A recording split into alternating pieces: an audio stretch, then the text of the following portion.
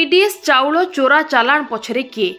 गजपति जिला पारलाखेमुंडी सहर में पीडीएस चाउल चोरा चालाण पछरे किए भद्रलोक रही समस्त अवगत रही।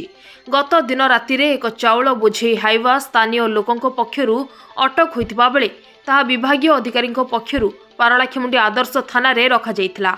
अन्यपटे प्रशासन पक्षर एहार तदंत पर कार्यानुष्ठान नेबा पई कहबा परे मध्य दायित्व थिबा अधिकारी तदंत करिबा एवं अन्य प्रक्रिया रे विलंब करिबा संदेह को बढ़ाइबारे लागिछि। जिले में एपरि किछि चाउल माफिया पीडीएस चाउल चालाण करथिबा बेले सहर रे सेमाने भद्र मुखा पिंधि रहिछंती। विशेषकर पीडीएस चाउल गुड़िकु अन्य एक जरी तथा अखारे भर्ती करी एही चालाण करिथांती। एहा सह समयर सुजोग नहीं चाउल किनिबा बिल भी तैयारी करी देखैथांती, जहाँकि एही धरा पड़िथिबा चाउल तदंतरे विलंब करुथिबा समय सीमा को बुझौछि। कथाटा एठारे रहिनी एही चालाण करुथिबा भद्र लोक माने समस्त व्यवस्था करी रखिथांती।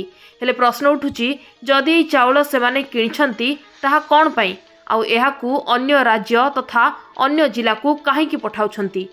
चाउल चालाण पाई प्रशासनिक अनुमति नेबाकू थिबा बेले एते बस्ता चाउल गोटे हाइवारे केउ आडकू नेउथिले एवं कोन पई एवं कौन एथिपाई किछि अनुमति रही कि? तेणु एहार सठिक तदंत करिब किए बोली बुद्धिजीवी महल रे आलोचना हेउछि।